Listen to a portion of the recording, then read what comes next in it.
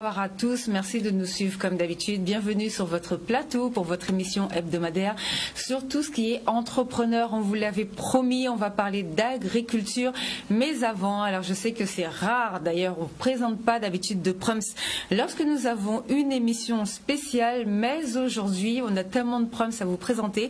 Aujourd'hui on ne fera pas l'impasse sur notre Prums de la semaine et on va vous parler, parce que vous le connaissez déjà, de Balou, qui est un entrepreneur hip-hop.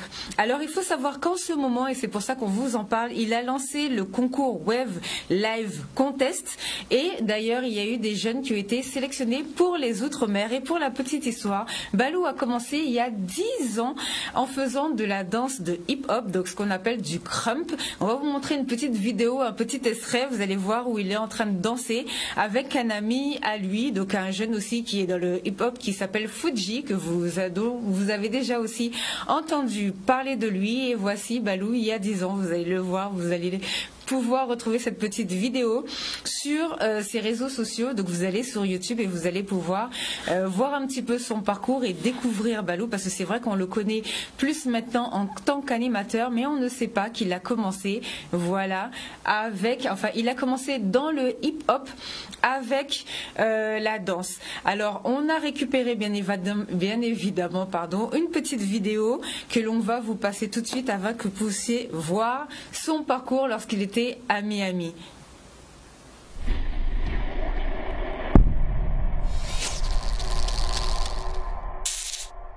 Ça commence, voyage à Miami. Mais je sais pas pourquoi le frérot Chris se fait contrôler. Ça commence bien. Comme vous le voyez, je suis à Miami, pour les BET Pop Awards qui, je vous rappelle, seront diffusés samedi à 20h45 sur la chaîne BET. C'est Balou, c'est un message à tous les Français. Vous pouvez arriver à vos objectifs, il n'y a pas besoin d'avoir peur. La peur, c'est ce qui contre tous les businessmen. Et je vous jure que, allez-y. Oh. I really want you to teach me how to dance. You know how to dance at first? Do you know how to dance?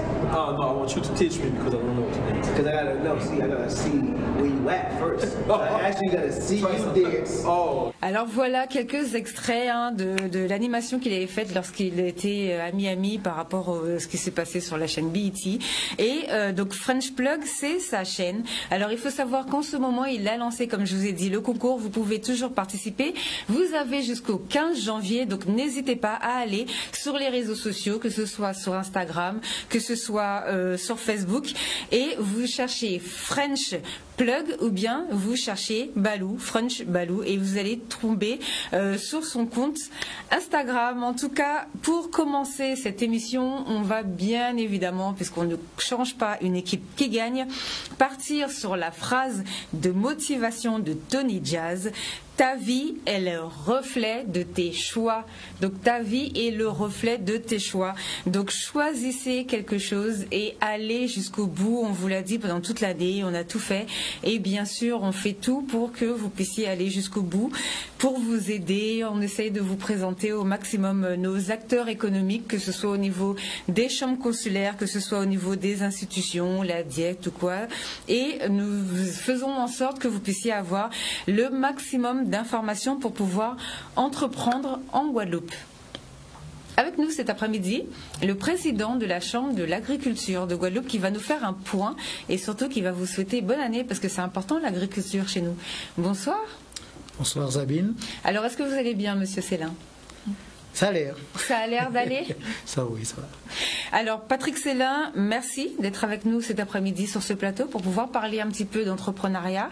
On vous avait reçu pendant la crise, vous étiez en négociation avec la région, donc vous allez nous faire un point pour savoir si ça a abouti et plus amplement vous allez nous parler de l'année 2020, comment ça s'est passé pour nos agriculteurs, et après en fin d'émission on pourra parler de votre projet, de la manière, ce que vous avez dans les rouages pour 2021. Merci d'abord, merci de votre invitation Sabine et Canal 10 par la même. Merci donc de cette invitation. Et pour vous qui manifestez depuis tantôt, la deuxième ou la troisième fois que je passe ici avec vous, votre intérêt pour le monde agricole et donc et j'en suis fort aise. Donc les agriculteurs aussi qui nous regardent, je sais qu'en ce moment de la journée, ils sont sur le terrain, ils travaillent. Bon, enfin, pour ceux qui ont la chance de nous regarder, donc bonsoir à eux aussi, et aux téléspectateurs de Canal 10. Donc, oui, donc, meilleur vœu à tout le monde. Je dis bien, je demande à tout le monde de prendre soin de leur être, de leur personne, parce que la situation est très difficile. On a connu une année 2020 exceptionnelle, mais ça a recommencé sur le chapeau de roue pour cette année 2021 et les choses ne sont pas plus faciles. Donc je demande à tous, malgré toutes ces précautions, la profession agricole doit demeurer. Et d'ailleurs, c'est l'occasion pour dire que nous avons bien vu à l'occasion de cette crise un petit peu l'importance d'avoir une agriculture performante, une agriculture forte avec des gens résilients comme les Guadeloupéens depuis tantôt. Et d'ailleurs, si notre culture, tout est basé. D'ailleurs, le pins que vous portez, donc c'est un petit peu, c'est une manière pour nous de dire, voilà, notre culture est issue de cette agriculture, de ce monde paysan qui nous a façonné, si nous sommes ce que nous sommes, c'est parce que bien sûr nous sommes passés par là, par le travail, des labeurs, et donc c'est pourquoi sur notre pins nous avons un cas, nous avons comme la canne qui représente très bien notre agriculture. Donc je disais que oui, nous continuons à travailler, nous avons eu beaucoup, plutôt je dirais, de difficultés, puisque non seulement il y a le Covid qui continue, mais il y a eu la sécheresse, il y a l'inondation.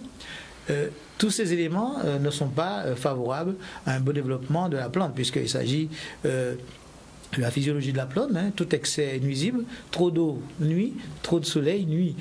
Et donc nous sommes passés par là, en plus des difficultés provoquées par cette pandémie qui n'en finit pas, mais enfin, comme je disais tout à l'heure, il faut que nous continuions l'effort pour que nous puissions en tout cas permettre à cette maladie de nous laisser tranquilles à un certain moment. Et là nous comptons sur un peu la volonté de tous et aussi l'ordre que nous pouvons nous donner à nous-mêmes dans nos comportements pour pouvoir en fait respecter l'autre, parce que quand on prend ces précautions, c'est aussi on protège l'autre. Donc c'est un petit peu ce message que je voudrais adresser en début d'émission, et de dire à tout le monde mes vœux les plus sincères pour une Guadeloupe encore plus forte. Merci en tout cas pour ces vœux, merci pour les agriculteurs bien évidemment. Alors est-ce que vous pouvez nous faire un bilan finalement de l'année 2020 ? L'année 2020, comme je vais répéter, c'est une année difficile où nous avons quand même vu pendant cette période l'ingéniosité de nos agriculteurs, puisque c'était pas facile de pouvoir aller sur le marché, donc avec la première partie donc de le mois de mars, avec les confinements, mais aussi nous avons vu la nécessité d'avoir de la production chez nous. Et il y a la consommation, surtout que les gens puissent consommer ce que les agriculteurs font. Alors tout simplement, je ne voudrais pas que c'est chaque fois qu'on est en période difficile qu'on nous découvre. On est là régulièrement et nous produisons. Et je pense que ce que nous avons fait cette année, nous avons encore été résistants par rapport à toutes ces épreuves, mais la Chambre d'agriculture a continué à encadrer, a continué à faire son travail, malgré la distanciation, puisque nous avons travaillé beaucoup par téléphone, par visio. Nous avons régulièrement chaque semaine 2, 3, 4 visios avec les autorités, la région, la préfecture, les autorités de métropole de la France hexagonale. Et donc, nous sommes restés sur la brèche pendant toute cette période-là. La Chambre d'agriculture a toujours été aux côtés des agriculteurs. Et donc, nous pensons continuer, puisque rien n'est fini, on ne lâche rien.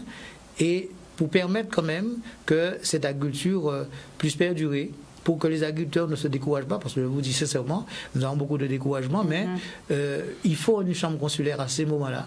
On a besoin de techniciens, on a besoin d'encadrants, on a besoin de conseillers, et c'est ce qu'a fait la Chambre pendant toutes ces périodes, pour permettre encore qu'il y ait ces agriculteurs encore debout, encore, je reprendrai le terme, résilients, qui sont là, mais qui aussi sont des hommes et des femmes, donc aussi fragiles que les autres. Et donc, nous demandons tout simplement à la population guadeloupéenne de continuer à consommer notre production, puisque pendant cette période, je vous dis sincèrement, si ces agriculteurs n'étaient pas là, on aurait connu une situation beaucoup plus catastrophique. Ils ont continué à planter, à replanter, malgré les intempéries entre deux pluies. Donc je crois qu'il faut saluer le monde agricole et la Chambre d'agriculture qui les accompagne. Nous avons ceux qui sont plus organisés, donc les organisations professionnelles aussi qui ont fait leur travail. Nous avons ceux, donc 80% des agriculteurs qui sont des petites structures, 4 hectares 50 en moyenne, ce sont les chiffres de l'INSEE. Donc nous avons eu, je vous disais, beaucoup d'aides qui ont été mises en place, mais il faut savoir que nos agriculteurs, le plus souvent, c'est 80%, n'ont pas toujours accès, puisqu'il y a beaucoup de freins, on ne va pas les reprendre aujourd'hui. Il y a beaucoup de choses administratives. Voilà. Et donc, nous avons quand même pu réaliser un certain nombre de dossiers pour certains qui ont abouti, d'autres qui n'ont pas abouti parce qu'il y avait toujours un élément manquant. Donc, notre travail aussi à la Chambre d'agriculture pour ces années à venir, donc je suis déjà là-dedans, mais on y reviendra, c'est voir comment structurer cette petite, ces 80% d'agriculteurs qui sont hors organisation. Pour plusieurs raisons, comme je le disais, que je ne vais pas reprendre aujourd'hui là, mais nous connaissons un petit peu la mentalité de nos agriculteurs, du Guadeloupéen, nous les connaissons, nous sommes les mieux placés pour les connaître en tout cas. Et puis nous avons aussi, il faut le signaler, dès le début de l'année, où nous faisons la promotion de notre agriculture, et vous vous souvenez, c'est le samedi de la foire agricole de Paris, que nous avons été stoppés, puisque le samedi, le dimanche, c'est des jours phares pour, en tout cas, nos producteurs qui font le déplacement à Paris. Donc, ça a été le premier coup de fouet, hein, puisque ils avaient encore beaucoup de production, de produits agro-transformés, qui n'avaient pas encore écoulé. Et quand nous sommes arrivés ici, dans les quelques jours qui ont suivi, vous le savez très bien que son amour pose en peine, nous avons perdu notre directeur. Donc la Chambre s'est trouvée aussi en grande difficulté, puisque quand même c'était un moment intense au niveau de la Chambre, et il fallait quand même que nous puissions, puisqu'on ne pouvait pas voir les gens ne pouvaient pas se déplacer, donc c'était un moment très difficile. Donc la Chambre d'agriculture a su surmonter tout cela, être auprès des agriculteurs, et mettre en place, avec les hommes et les femmes qui travaillent à la Chambre, que je salue en passant, eh bien, mettre en place les conditions nécessaires à l'accompagnement de ces agriculteurs. Donc le monde paysan ne s'est pas trouvé seul. La Chambre consulaire a joué son rôle et nous pensons continuer à le faire, puisque je pense que si on n'a pas une Chambre consulaire dans ces moments-là, eh bien, je crois qu'on ne peut pas éviter le pire. Et je pense qu'aujourd'hui, je ne dirais pas que nous sommes faits avec cette pandémie, cette maladie, mais nous savons que cette maladie est là et bien présente. Et donc, nous faisons avec, et nos agriculteurs donc, suivent les consignes, ils continuent à être attentifs et continuent à faire au mieux leur production et je dirais, de faire leur métier, de prendre toutes leurs responsabilités dans leur mission qui est de nourrir la population. D'accord, alors justement vous étiez en train d'en parler, le jour où vous avez perdu votre directeur, nous avons eu une interview avec le délégué interministériel Arnaud Martranchard qui s'occupe de l'agriculture en France, et justement il sortait d'une réunion à la Cour européenne par rapport à l'agriculture en Europe. Est-ce que vous savez finalement, puisque la question qu'on lui avait posée était de savoir si les pertes sèches, puisque ce sont des denrées périssables. Une fois que les agriculteurs ne peuvent plus écouler dans les écoles, dans les cantines et dans les restaurants, ça part en perte sèche. Donc c'est un coût supplémentaire qui n'est pas du tout couvert par les 1 500 € qui couvrent tous les autres secteurs d'activité, puisque les 1 500 € c'est vraiment pour la fermeture, on va dire, au mois par mois. Or, les agriculteurs travaillent toute l'année et la crise est arrivée pendant une période de récolte, on va dire. Est-ce que vous savez, finalement, si, au niveau européen, ils ont mis en place quelque chose pour permettre une indemnisation de tout ce qui a été perdu, tout ce qui est passé en perte sèche, comme avec les fleuristes ou bien comme avec tous les fruits et légumes qui étaient déjà cultivés et qui ne restaient plus qu'à écouler? À ma connaissance, au niveau de la Chambre d'agriculture, nous n'avons pas cette information-là. Donc, déjà, je vous dis, pour indemniser ce qu'on connaît sur le fait de déclarer la zone calamité agricole pour la partie inondation, pour la partie sécheresse, on compte beaucoup de difficultés avec les dossiers. Hein. C'est 400 dossiers, selon les chiffres que j'ai eus de la DAF, de la Direction de l'agriculture de la forêt, sur plus de 5500 agriculteurs.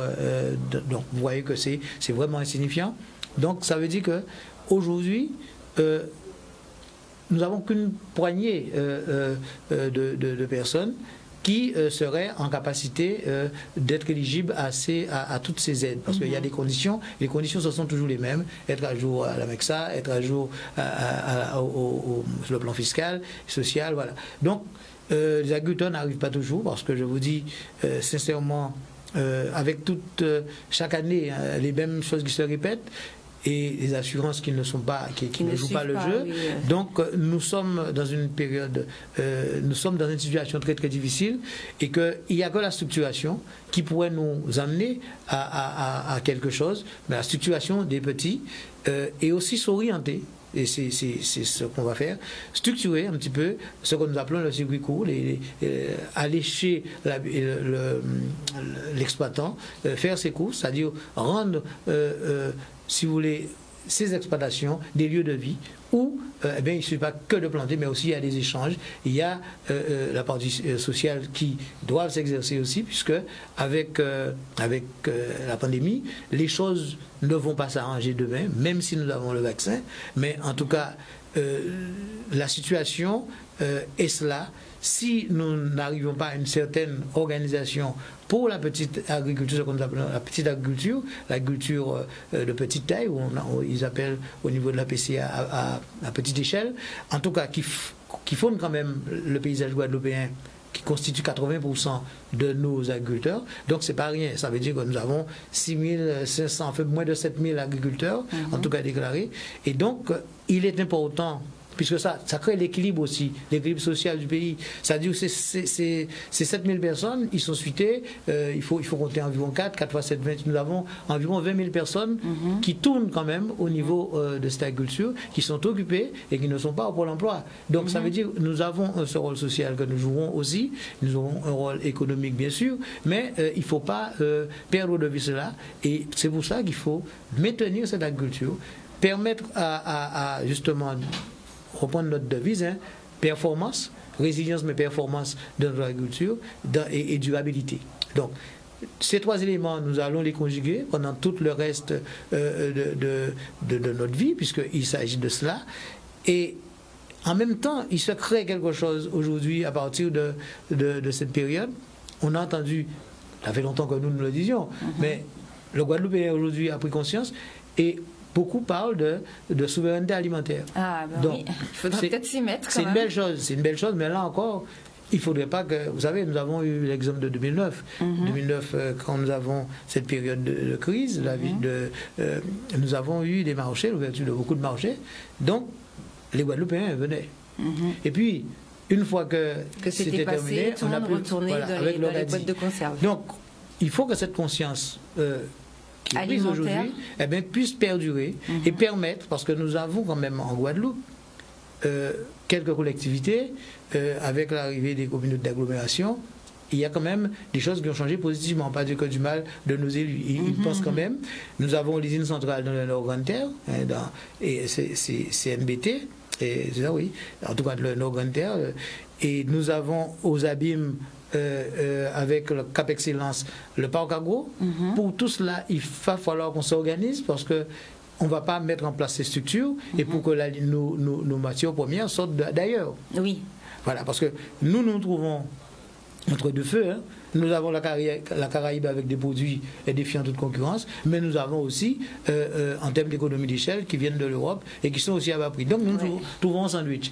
Il faut que nous puissions, avec les éléments de droit que nous avons, que la restauration scolaire, par exemple, au niveau des communes, moi je le dis tout le temps, je le rabâche, mais j'espère qu'un jour ça va passer, nous avons des éléments pour constituer nos appels d'offres, donc je parle des communes, par exemple, ne serait-ce que, je prends une idée comme ça, le dosage carbone des aliments. On met ça dans... Nous sommes d'accord. Et voilà. Je n'arrive même pas à comprendre que les enfants guadeloupéens ne mangent pas guadeloupéens. Voilà. Alors, donc, Ça, mais il faut que l'effort soit partagé. Il n'y a pas que les agriculteurs qui vont faire l'effort, il faut que l'ensemble des partenaires. Je ne peux pas dire quand même aujourd'hui que cette prise de conscience est nulle. C'est en train de se développer avec les contacts que nous avons. La Chambre d'agriculture est partenaire de pratiquement l'ensemble des communautés d'agglomération. Sur Marie-Galante, la communauté de communes, là aussi, nous sommes en train de faire du bon travail sur la zone de Grand Bassin où il y a un projet photovoltaïque avec les agriculteurs, donc qui sont partie prenante, donc la Chambre d'agriculture avec la communauté. Nous avons aussi, nous étions les seuls à dire qu'il fallait maintenir l'abattoir de Marie-Galante parce que ça a été l'hécatombe au niveau des éleveurs. Mais aujourd'hui, nous avons avec les éleveurs mis un syndicat d'éleveurs en place, un syndicat avec les boucheries, et nous avons créé une structure. Aujourd'hui, cette structure est en phase, est à même de prendre la gestion de cet abattoir. Maintenant, il faut, sur les propositions de la région Guadeloupe, qui voulait cet interlocuteur, et maintenant il l'a pour pouvoir aller vers la mise aux normes de ce bâtiment, oui, pour permettre qu'il y ait un abattoir à Marie-Galante. Et nous, de notre côté, au niveau de la Chambre d'agriculture, nous travaillons avec les agriculteurs. Nous avons déjà embauché 2 personnes dans le plan leader, une personne, et sur l'élevage, une autre personne, pour un petit peu revoir tout cela à Marie-Galante, préparer le terrain pour que demain, si effectivement on arrive au bout de la remise en marche de cet abattoir, pour qu'il y ait suffisamment de niveau, que nous soyons en tout cas prêts pour qu'il y ait un abattoir à Marie-Galante et que le produit marie-galantais puisse être consommé en toute conscience, en toute quiétude, parce qu'ils sauront très bien que c'est leur produit. Ouais. C'est un produit, je dirais, qui peut être labellisé, puisque nous savons la situation à Marie-Galante, très peu de pesticides, très peu d'intrants chimiques. Donc voilà un petit peu tout ce que la Chambre fait, en termes d'accompagnement auprès de nos agriculteurs, et nous ne perdons pas espoir, nous ne baissons pas les bras malgré tout. Bon, les marchés, vous avez réussi à faire un petit peu une reprise. Est-ce que ça a repris comme avant la crise ou pas encore? Ça aurait pu reprendre comme normalement. Parce que je vois par exemple le marché du gosier, il a repris. Oui, ils vont reprendre, mais il faut qu'on puisse voir aussi quels produits que nous avons sur ce marché-là. Il faut que nos produits prennent place. Mais après la crise, il n'y a pas d'après. Pendant la première période de la crise Covid, les marchés vont tous été fermés. Mais nous allions démarrer et nous avons eu l'inondation, la sécheresse avant, et puis l'inondation après. Oui. Donc, pendant tous ces 9 mois, nous n'avons pas été gâtés par le climat, par le temps, par l'état sanitaire du pays. Aujourd'hui, je pense que si le temps s'y prête, nous serons là. Les agriculteurs seront au rendez-vous et nous allons pouvoir donner à manger à notre population. Alors, tout à l'heure, vous me disiez que c'est compliqué pour vous, même quand il y a une sécheresse ou même quand il y a une inondation, de faire passer les dossiers pour les agriculteurs. Est-ce que nos particularités, du coup, sont prises en compte au niveau du ministère de l'Agriculture ? Oui, je dirais oui et non. C'est-à-dire... le ministère et en fait tout ce qui entoure donc les organisations étatiques qui sont en Guadeloupe, ils sont dans une dynamique de structuration, d'organisation, d'agriculteurs organisés à travers des organisations professionnelles, des interprofessions. Mais nous avons aussi tous les autres qui ne sont pas éligibles parce que, tel le POSEI par exemple, je prendrais cet exemple-là. Nous avons déposé au niveau de l'Assemblée permanente des chambres d'agriculture, l'ensemble des chambres d'agriculture des DOM, nous avons déposé un projet POSEI pour que ces agriculteurs puissent en bénéficier. On considère que c'est des étages supplémentaires que met un petit peu la France, parce que je ne dis pas que c'est pas bon ou bon, c'est pas ce que je dis, mais je dis que il faut faire confiance à l'agriculteur, il faut le considérer comme un majeur. Dans d'autres pays, d'autres zones ultra-périphériques, l'agriculteur va dans un cybercafé avec ses éléments, il fait son document et il perçoit ses aides européennes. Donc, ici, c'est un petit peu plus compliqué, mais nous disons la complication, nous devons pouvoir surmonter tout cela par un type d'organisation que nous allons mettre en place. Aujourd'hui, les agriculteurs doivent pouvoir se regrouper autour, par exemple, de l'usine centrale, par exemple. Il faut que la Chambre d'agriculture ait une mission d'organiser la production pour que cette plateforme soit opérationnelle quand l'heure arrivera. Nous avons le parc agro des Abîmes, il ne faut pas que les produits sortent de la Dominique ou d'ailleurs, ou de Métropole. Donc il faut que ce soit nous qui puissions fournir ces productions. Donc nous avons aussi un travail de pouvoir nous trouver la structuration qu'il faudra, qui est la plus adéquate pour pouvoir permettre à ces agriculteurs d'avoir une structuration. D'accord, ça ne peut pas, voilà.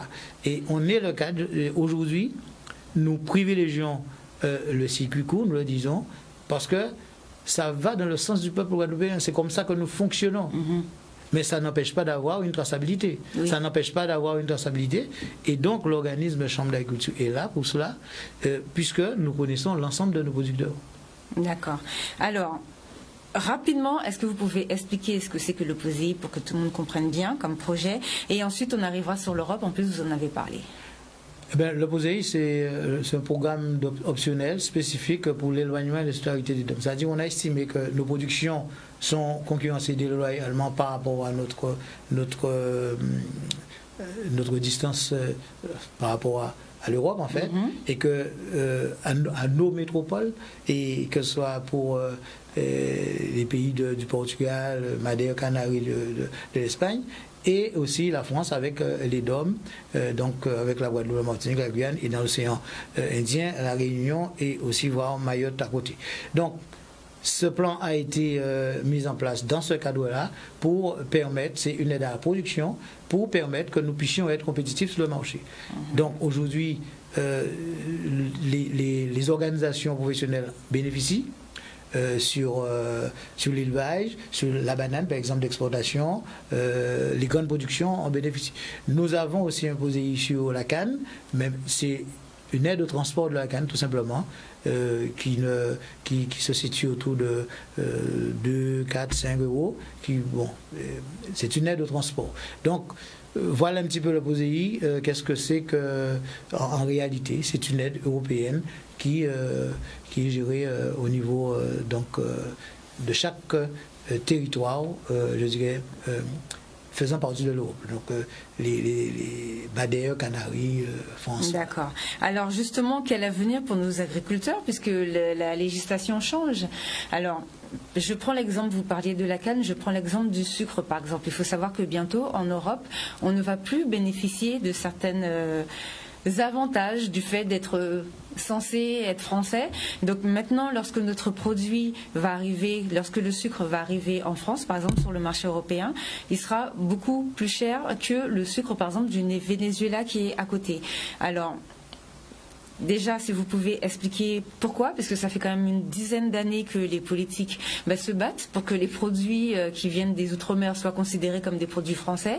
Donc déjà, est-ce que c'est normal que qu'on soit en concurrence avec des autres pays qui sont au niveau de la même zone géographique que nous? Et est-ce qu'il y a une autre législation qui va s'appliquer ou pas du tout? Alors, nous sommes français. Mais pas européen. Malheureusement, heureusement. Et donc forcément européen. Et donc les décisions qui se prennent en Europe, ils se prennent pour tous les pays, pour la France. Mais justement, nous, on sort du dispositif européen. Alors expliquez-nous tout ça. Quand on va sortir, mais on verra tout ça. Je crois que c'est en mars 2021. Ce que je sais, c'est que nous avons eu l'abolition des quotas il y a quelques années. Oui. Aujourd'hui, dans cette histoire-là, la Chambre d'agriculture, quand même, nous sommes dans une dynamique d'agriculture raisonnée, nous sommes dans la phase d'agroécologie. Nous avons lancé la petite agriculture, un congrès on l'appelait la PAFAG, sur les petites agricultures, les exploitations à taille enfin, taille 4 hectares 5 comme chez nous, les petites. Et nous avons dès lors pensé à, et d'ailleurs, vous avez eu le projet de la région Green Startup, là où nous sommes partis maintenant, et celui qui est lauréat, c'est quelqu'un avec qui nous travaillons aussi, qui est du GDA Bio. Donc, je ne voulais pas parler du bio directement, mais la qualité, je voulais parler de la qualité. Nous avons une chance, ce sera la qualité. La qualité, aller vers une agriculture, je dirais, plus propre.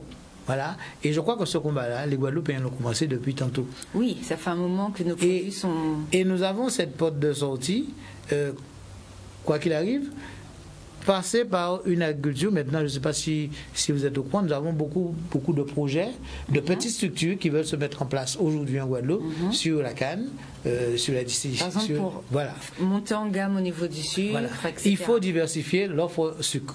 C'est vrai que sur le marché international, parce que le sucre on est perdu puisqu'on sera plus cher. Sur le marché international, on est KO. Donc il faut qu'on puisse créer la différence, créer notre identité.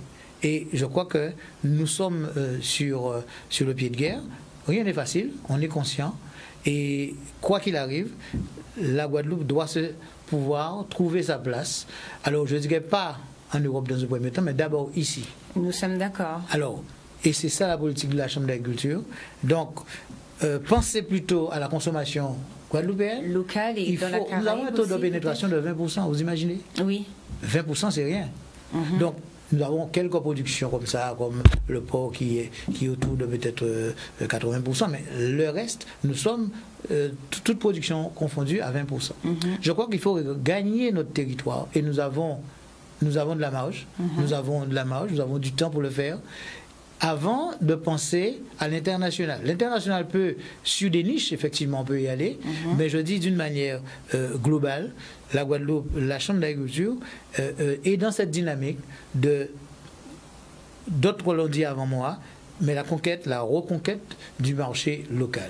De permettre à nos enfants d'avoir le goût de notre giromon, de notre patate douce. Puisque là où le goût se forme pendant la période de 3 ans, 4 ans, quand l'enfant est à la maternelle, qu'est-ce que cet enfant mange? Des pommes, France, des poires. Donc, parce que c'est une question d'organisation. On n'est pas en capacité, effectivement, de répondre à ces marchés, parce que ces marchés sont faits à l'image de ce qui se fait un peu, surtout de la France métropolitaine. Et c'est ce que je vous disais en début, il faut qu'on arrive à différencier avec les éléments législatifs que nous avons. Quand on va demander le dosage carbone des aliments, c'est normal, c'est tout à fait normal. Quand un aliment va sortir de la Bretagne pour arriver ici, celui qui sort dans ce bertron de Petit Canal, forcément, en termes de dosage carbone, est moindre. Donc, voilà les éléments. Mais il faut une volonté politique, la volonté professionnelle est là, et il faut qu'on arrive, et j'ai bon espoir en tout cas, puisque les choses ont quand même changé. Il faut le dire, il ne faut pas tout le temps dire ouais, mais c'est pas bon, c'est nous qui bon. Non, je pense qu'ensemble, puisque si on veut l'unité, il faut commencer par s'accepter, par s'aimer, je dis. Le pays a besoin de ça, besoin d'amour. Il faut qu'on arrive à croire en nous-mêmes. Et si nous arrivons à croire en nous-mêmes, je crois que tout est possible. Voilà ce que je peux reprendre par rapport à l'Europe, qui n'est pas forcément notre préoccupation. D'accord, bon. Après, j'ai encore une deuxième question, toujours sur l'Europe, toujours pour les agriculteurs, toujours pour la canne à sucre, puisque c'est ce qui remonte quand même le plus, parce que les gens sont quand même inquiets. On exporte combien de tonnes de sucre chaque année? Je crois que c'est 7 tonnes, non? C'est combien? Aujourd'hui, on est à... C'est un gros marché pour l'agriculture, pour la canne. Je n'ai pas les chiffres en tête. Bon, il me semble, mais je vérifierai et je rectifierai si c'est pas ça, parce qu'on avait déjà fait une émission. Oui, parce que les choses ont tellement changé entre temps. Par rapport à cette année, voilà. Donc les chiffres sont un peu compliqués. Je crois que je les ai, mais il faudrait que je cherche. En moyenne, il me semble. Alors, comme je vous dis, je revérifierai, on en reparlera, on rectifiera comme d'habitude sur une prochaine émission. Oui. Il me semble que c'est 7 tonnes de sucre. Non, c'est 7 tonnes. C'est beaucoup plus que ça. Non. D'après moi, c'est 14 peut-être. Bon, je vérifierai. En tout cas, on exporte énormément de sucre. Donc, dans la canne, d'ailleurs, il suffisait de le voir pendant le confinement, c'est un des secteurs d'activité qui ne s'est pas arrêté. Et la canne a continué d'être coupée. Il y a eu le défilé classique. Enfin, c'est vraiment on va dire le summum du travail pour les gens qui sont dans la canne. Ils plantent toute l'année et ensuite ils emmènent à l'usine de Gardel pour fabriquer le sucre et tout ça. On pourra revenir là-dessus sans problème. Du coup, puisque vous me dites qu'il faut se structurer, comment ça va se passer? Donc, alors, disons qu'on exporte seulement 7 tonnes. Ah non, donc comment on va faire? Oui, c'est beaucoup plus que ça. Voilà. Bon. J'ai pas les derniers chiffres. Je vais pas dire la bêtise. Je vais vous transmettre ça. Il n'y a pas de souci. Il n'y a pas de souci. Bon, donc si c'est encore plus, donc ça veut dire que c'est encore pire pour nos agriculteurs, parce que c'est quand même, ils embauchent quand même beaucoup de personnes. Il y a beaucoup de jeunes, de saisonniers qui sont embauchés pendant toute cette période. Donc on exporte. Disons, comme j'ai dit tout à l'heure, 7 tonnes, bon, c'est beaucoup plus visiblement, de sucre. Avec la nouvelle législation européenne, qu'est-ce qu'on va faire de ces 7 tonnes de sucre-là? Comment nos agriculteurs, par exemple, là, on est en 2021, tout le monde n'est pas forcément tout de suite pour la prochaine saison, puisque la récolte de canne dure 6 mois, il me semble, à peu près en Guadeloupe. Donc là, ça va reprendre quand? 5 jours maximum, voilà. Bon, donc là, ça va reprendre quand? Ça va reprendre avant les grandes vacances? Est-ce qu'avant les grandes vacances, les gens auront le temps de se structurer parce que la législation européenne a changé et qu'on ne pourra plus exporter le sucre comme avant? Comment ça va se passer? La récolte, c'est février-mars, plutôt mars. La canne, particulièrement, quand le Covid est arrivé, on arrivait à la période de coupe. Donc la canne avait déjà fait son cycle, il n'y avait pas de souci sur cela. L'agriculteur arrive quand même à travailler son exploitation, son champ. Maintenant, le monde, il faut bien comprendre, nous sommes des producteurs de canne. Celui qui transforme, c'est l'usine et qui produit du sucre. Donc, il y a quand même des aides qui ont été attribuées pendant cette période et qui pour un petit peu casser le désastre. Oui, mais là on parle de cette année. Là, on parle de enfin, là, vous me répondez sur cette année. Les aides qui ont été accordées, c'est sur cette année. Mais en temps normal, les gens n'ont pas d'aide. Ils vivent parce qu'ils vendent le sucre. Vous parlez Non, je parle de la canne à sucre. Donc, comme je vous disais, on exporte énormément de tonnage de sucre par an. Maintenant que la législation a changé, on en a parlé tout à l'heure. Donc, comment les gens vont faire là pour se retourner en 2021, sachant qu'en plus, ils ont eu des problèmes avec la crise. Ça veut dire que c'est pas la bonne période pour que la législation change et qu'on sorte des quotas et de toutes les choses européenne. Donc, est-ce que vous savez comment ça va se passer là? Par exemple, pour les producteurs de canne, qu'est-ce qu'ils vont faire de tout leur sucre? Enfin, qu'est-ce qu'ils vont faire de leur canne? Là, ils sont pas du tout dans les bonnes conditions pour changer. Vous voyez ce que je veux dire? Ils sortent d'une crise, ils n'ont même pas encore touché toutes leurs indemnités. Comment ça va se passer là pour 2021? Est-ce que vous savez, est-ce que vous avez déjà un plan pour ça? Vous savez, il y a ce qu'on appelle l'interprofession l'Iguacan.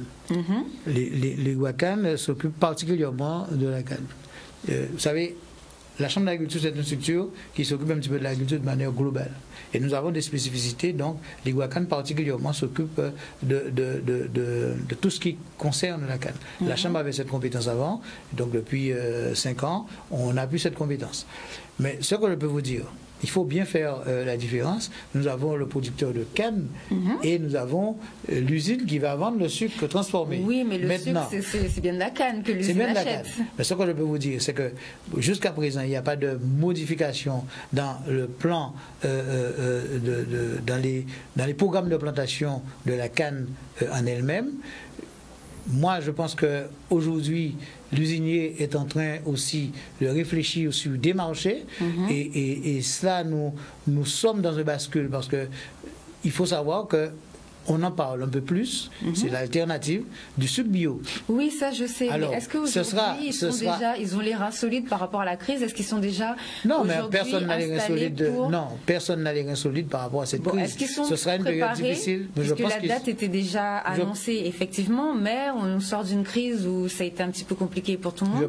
Est-ce que pour 2021, là, dans 6 mois, ils seront préparés pour que leur sucre soit du sucre bio, de manière à ce qu'on n'ait pas de problème avec le sucre sucre, par exemple, argentin, une fois arrivé en France? Non, le sucre ne peut pas être bio comme ça. Oui, mais pour être bio, il faut que la canne soit bio. Oui, mais bon, donc, je veux dire... non, alors, je dis que les usiniers, je ne vais pas me mettre à leur place, mais je suis persuadé qu'ils ont déjà anticipé et ils savent déjà quelle orientation prendre pour ce sucre. Et comme un seul aspect que moi je peux vous dire aujourd'hui qu'on connaît, nous savons très bien qu'il y a déjà des tentatives de sucre de canne bio pour aller vers des agriculteurs et pour demander que nous puissions avoir des parcelles bio.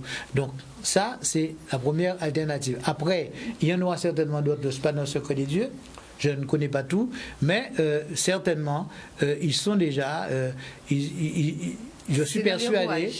Pardon? C'est dans les rouages. Oui, parce qu'ils sont au courant. Et si on n'a pas de modification sur nos parcelles aujourd'hui, c'est que le sucre qui va être produit sera vendu.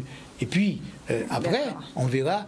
Quelle alternative, peut-être au courant, après cette récolte, pendant la récolte, on aura des informations, on aura d'autres discussions, puisque nous n'allons pas non plus mettre à nu, labourer tous ces champs de canne. Voilà, donc c'est pour ça, c'est la grosse question quand même que les gens se posent, puisque c'est quelque chose qui arrive, c'était déjà prévu, comme on disait tout à l'heure, mais ça arrive là, en sortant d'une crise, donc c'est quand même c'est aussi compliqué. C'est très difficile, c'est très difficile. Mais nous, on n'a pas toutes les solutions aujourd'hui. On ne connaît pas tout non plus parce que il y a plusieurs étapes, il y a plusieurs niveaux de discussion. Nous, au niveau où je peux avancer les choses, c'est au niveau de la production. Je peux vous dire que il y aura il y a un projet de mettre des parcelles en bio, mais pour mettre une parcelle en bio, il y a tout un processus à respecter pour déclarer cette parcelle en bio. Donc, je pense que ce travail va commencer et nous aurons quand même, je pense, dans les mois à venir, pendant la période de récolte, des informations plus précises sur ces changements éventuels qui sont effectivement réels. Oui, parce que c'est vrai que ça, c'est... Je pense que ça va peut-être être un des gros dossiers cette année pour vous, non? Certainement. Parce que c'est quand même... Enfin, c'est un gros quand même pour les agriculteurs qui exportent, c'est vraiment le problème par rapport à la législation et l'histoire de quotas qui change peut-être cette année. Alors, la question de quotas n'existe plus, puisque là, il y a eu l'abolition des quotas il y a 2-3 ans. Et donc, aujourd'hui, les usiniers ont été quand même aidés pour traverser cette période. Et puis maintenant, vous savez, on verra pour la suite, mais il faut qu'on ait des députés européens solides, il faut qu'on ait des politiques solides aussi, pour montrer bien sûr que, écoutez, l'agriculture guadeloupéenne ne peut pas s'éteindre comme ça du jour au lendemain. Puisque, imaginez-vous, une Guadeloupe sans canne, une Guadeloupe sans agriculture. Moi, je prépare prendre cette responsabilité-là, puisque donc ce sera un couvre-feu éternel. Oui. Non, l'agriculture, c'est pas possible. L'agriculture joue aujourd'hui, il faut le reconnaître, un rôle social aussi très à prendre en considération, puisque ce sont des gens qui sont occupés à faire quelque chose. Si on avait passé 20 000 personnes attachées à l'agriculture, ils seraient où? Voilà. Alors, quel est le plus gros point qui vous tient le plus à cœur pour 2021, sur lequel vraiment la Chambre veut travailler, que vous avez vraiment mis en place et que vous vous attelez là pour cette année? Sadio, la Chambre ne va pas spécialement faire quelque chose. Nous sommes dans la continuité de ce que nous avons commencé et nous allons amplifier, nous allons mettre un petit peu plus d'ardeur sur ce que nous allons faire, puisque nous avons passé cette période difficile, je vous dis. Aujourd'hui, nous fonctionnons avec une équipe de direction. Donc, nous avons un directeur qui est en cours d'embauche. Donc, quand toutes les personnes seront à leur place, je pense que la politique de la Chambre que j'ai initiée depuis 2013 quand même, et nous avons progressé parce qu'on a passé des moments difficiles, eh bien, je pense que on commence à avoir un petit peu des effets. Maintenant, la Chambre, on en parle un peu plus sur nos réseaux. Vous avez vu qu'on a mis en place un site et on s'ouvre un petit peu au public et les gens en parlent plus, les gens viennent un peu plus à la Chambre, ils connaissent ce que c'est que cet outil-là et je pense que nous allons progresser encore, redonner la confiance et l'espoir à nos agriculteurs dans ce qu'ils font, puisque ce qu'ils font le métier de l'agriculteur, c'est depuis la nuit des temps. C'est élever un bovin, c'est toujours élever un bovin. Après, ce que nous apportons, c'est des méthodes nouvelles, des techniques avec nos encadrants, nos techniciens, et je crois que nous allons progresser dans ce sens-là, avoir plus, être plus près de nos agriculteurs pour qu'ils puissent sentir qu'ils ne sont pas seuls. Ça, c'est important, et c'est un petit peu notre leitmotiv cette année, c'est d'être au plus près des agriculteurs pour que, pour qu'ils sentent que on s'occupe d'eux et qu'il y a de l'espoir. L'agriculture n'est plus, c'est pas une fatalité, c'est un choix délibéré et réfléchi. J'ai choisi d'être agriculteur parce que je sais que c'est un métier, enfin c'est pas un métier, il y a plus de 600 métiers dans l'agriculture, donc c'est un pan de l'économie du pays et que moi je pense qu'un pays, il y avait un slogan, un pays sans paysans c'est pas un pays. Oui, moi je dis un pays sans agriculteurs n'est pas un pays. Et autrefois, on était paysans, aujourd'hui on devient agriculteurs. Nous avons des milliers de jeunes au lycée agricole, plus de 400 jeunes qui sont au point faux, qui attendent. En plus, il n'y a pas si longtemps. Donc voilà. Et donc, moi, j'ai contact avec eux. Je peux vous dire, les jeunes agriculteurs, ce sont des gens qui savent ce qu'ils veulent. En tout cas, l'équipe avec qui je travaille aujourd'hui, je salue son président Bassan, et ils savent ce qu'ils veulent. Et je pense qu'ils vont relever le flambeau et j'en suis certain. Bon, d'accord. En tout cas, merci beaucoup pour cette intervention. Un dernier mot rapidement avant qu'on rende l'antenne. Oui. Jimmy Bibrac qui a gagné, bien sûr, meilleure recette de France avec le fruit à pain. Est-ce que vous êtes fiers de notre agriculture et de nos produits, je suppose? Vous voyez, c'est un exemple encore. Une fois qu'on s'y met, je sais qu'on a la capacité. Les Guadeloupéens sont des gens valeureux, sont des gens performants, mais on nous a tellement bridés, on nous a tellement empêchés d'être nous-mêmes qu'aujourd'hui, les choses sortent de toute manière. Et on aura encore d'autres. Et je le salue en passant pour avoir mis à l'honneur non seulement le fruit à pain, mais aussi le tourment d'amour. Le tourment d'amour. Voilà. Effectivement. Bon, merci en tout cas pour ces réponses, pour d'avoir répondu à nos questions. Je pense qu'on va vous recevoir, alors peut-être pas vous, mais soit votre nouveau directeur, une fois qu'il sera en place, on va mettre quelque chose